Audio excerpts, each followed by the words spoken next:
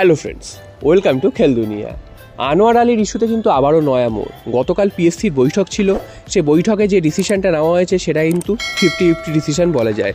কারণ পিএসসি স্পষ্টই জানিয়ে দিয়েছে যে আনোয়ার আলীকে মোহনবাগানকে এনওসি দিতে হবে এবং তিনি যে কোনো ক্লাবে এবার সই করতে পারেন। অর্থাৎ প্রথমে তিনি দিল্লি এফসিতে ফিরে যাবেন, যেহেতু তিনি লোন টার্মে দিল্লি এফসি থেকে মোহনবাগান এসেছিলেন, এবং তারপর তিনি দিল্লি এফসিতে ফিরে যাওয়ার পর সেখান থেকে তিনি যে কোনো ক্লাবে সই করতে পারেন। তবে এখানে একটা কিন্তু টুইস্ট রয়েছে। সেই টুইস্টটা হচ্ছে তিনি যে ক্লাবেই সই করুন না কেন সেই ক্লাবকে কিন্তু পরবর্তীকালে একটা রিস্ক নিতে হতে পারে। কেমন ধরনের রিস্ক? সেই রিস্কটা হচ্ছে সেই ক্লাবকে একটা বিরাট পরিমাণে কম্পেনসেশন দিতে হতে পারে, যেটা কিন্তু মোহনবাগান দাবি করছে। এছাড়াও সেই ক্লাবকে 2 বছরের দুটো ট্রান্সফার ব্যান সম্মুখীন হতে পারে। তো বুঝতেই পারছো, যে ক্লাব সই করাবে তার একটা বিরাট রিস্ক থেকে যাবে। তো এবার প্রশ্ন হচ্ছে, আনোয়ার আলীকে কি কোনো ক্লাব সই করাবে? হ্যাঁ, তোমরা জানো যে ইস্টবেঙ্গল কিন্তু অলরেডি তাকে সই করিয়ে নিয়েছে এবং ইস্টবেঙ্গল তাকে চাইছে, এবং আনোয়ার আলী তিনি নিজেও পিএসসির প্রথম বৈঠকে জানিয়েছিলেন যে তিনি ইস্টবেঙ্গলেই সই করতে চান এবং তিনি ইস্টবেঙ্গলের প্লেয়ার। তো আজকে কিন্তু আনোয়ার আলী রাত্রিবেলা কলকাতায় আসছেন এবং এসে কিন্তু তিনি সম্ভবত ইস্টবেঙ্গলেই যোগদান করবেন এবং আগামী ডার্বিতে তিনি ইস্টবেঙ্গলের জার্সি গায়েও খেলতে দেখতে পারো তোমরা।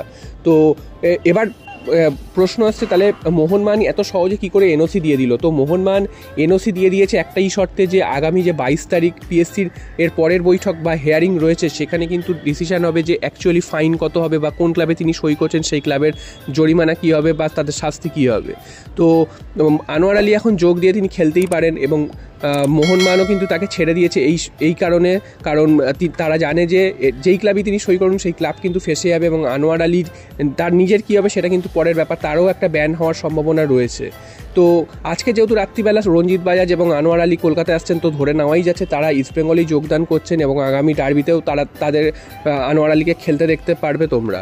তো এবার কি মোহনবাগান এনওসি দিল কেন কোনো কম্পেনসেশন না নিয়ে? এটাও একটা প্রশ্নের ব্যাপার, কারণ মোহনবাগান কিন্তু প্রথম বৈঠকে কিন্তু বলেছিল যে তারা কম্পেনসেশন নিয়ে তারপরেই এনওসি দেবে। তার জন্য তারা কিন্তু একটা স্থগিতাদেশ নিয়েছিল, যে এনওসির ওপর স্থগিতাদেশ।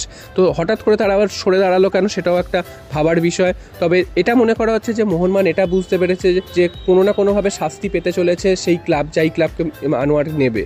তো মোহনবাগানের সামনে এখন কিন্তু একটাই রাস্তা খোলা, যে পরবর্তী শুনানিতে তাদের শাস্তির দাবি করা, এবং উল্টো দিকে ইস্টবেঙ্গলের কাছেও কিন্তু একটা সুযোগ চলে এলো আনোয়ার আলীকে সই করানোর।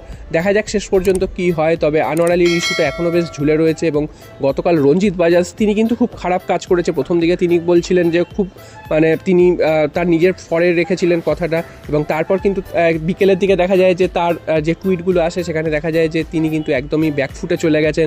বুঝতেই পারছো যে আনোয়ার আলীর কেসে রঞ্জিত বাজাজ যে একটা অন্যায় কাজ করেছেন সেটা কিন্তু স্পষ্ট হয়ে গেছে, এবং আনোয়ার আলীর যে এই চুক্তিটা ভঙ্গ করেছেন এটা তো জানিয়ে দিয়েছে যে অন্যায়ের কাজ। তো এটাতে আর কোনো দ্বিমত নেই যে তার ভুল হয়েছে বা চুক্তি ভঙ্গ করে যে অন্যায় কাজ করেছে, তাতে কিন্তু কোনো দ্বিমত নেই। আর আনোয়ার আলীর ব্যান খাওয়ার বিষয়টা নিয়েও একটা ব্যাপার আছে, যে মোহনবাগান নাকি চেয়েছে আনোয়ার আলী ব্যান হোক 6 মাসের জন্য, কারণ আনোয়ার আলী চুক্তি ভঙ্গ করেছে। তো সেখানেও কিন্তু রঞ্জিত বাজাজ হঠাৎ করে জানিয়েছেন যে ক্লাব আনোয়ার আলীকে মিষ্টি ছেলে বলে দাবি করছে সেই ক্লাবই আবার আনোয়ার আলীর ব্যান চেয়েছে। তো এখানে তো কিছু করার নেই। এখানে যদি কোনো ক্লাব, কোনো প্লেয়ার যদি কোনো ক্লাব থেকে চুক্তি ভঙ্গ করে, তাহলে সেই ক্লাবের তো শাস্তি চাওয়াই উচিত। এখানে তো অন্য কোনো আর কারণ নেই। তো আনোয়ার আলীর ব্যান হবে কি হবে না সেটা তো সময়ই বলবে, কারণ পিএসসি কিন্তু প্লেয়ারদের পক্ষেই সবসময় থাকে। তো ব্যান হওয়ার সম্ভাবনা আনোয়ার আলীর কম আছে, যদি না মোহনবাগান আরও উচ্চতর কোথাও যায়, অর্থাৎ ফিফা বা অন্য কোথাও যায়। এছাড়া কিন্তু ব্যান হওয়ার সম্ভাবনা আনোয়ার আলীর নেই। তবে হ্যাঁ, যেই ক্লাবে তিনি সই করছেন সেই ক্লাবের কিন্তু একটা ট্রান্সফার ব্যান খাওয়ার সম্ভাবনা রয়েই যাচ্ছে এবং একটা বিরাট পরিমাণে কম্পেনসেশন দিতে হবে সেই ক্লাবকে, মোহনবাগানকে। তো সেই কম্পেনসেশনটা কত সেটাও একটা নেগোসিয়েট হওয়ার ব্যাপার রয়েছে। মোহনবাগান প্রায় 20 কোটি টাকা মতন দাবি করেছে এবং সেটা হয়তো কমে ঠমে 10-12 কোটি টাকা হতে পারে। তো এখানেই টুইস্ট, যে দেখা যাক ইস্টবেঙ্গল তাকে সই করিয়ে নিজেদের ঘাড়ে সেই বোঝাটা নেয় কিনা।